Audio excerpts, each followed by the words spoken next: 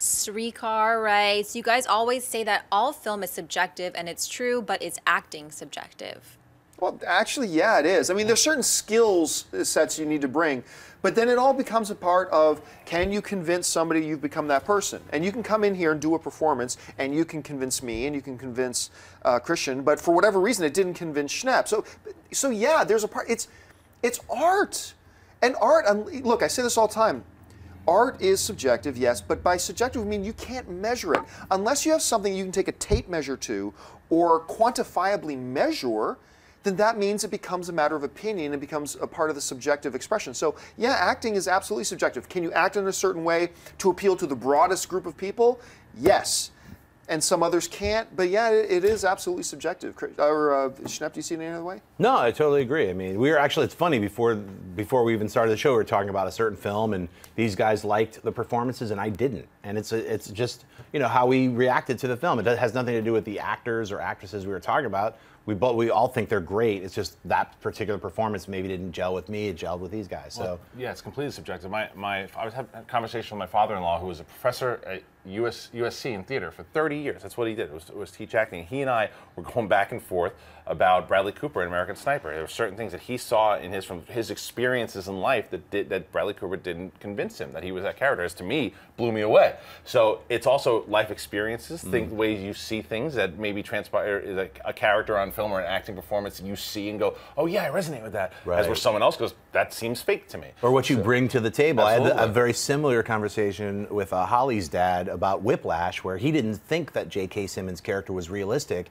And I said, actually, I was like yelling at the screen because it affected me so much, because I had a teacher just like that when I was in college, who was super abusive. And eventually he had tenure, eventually he got booted for very similar reasons. That was my mom. Well, your mom my mom's awesome. Yeah. My mom's awesome. Okay, one more.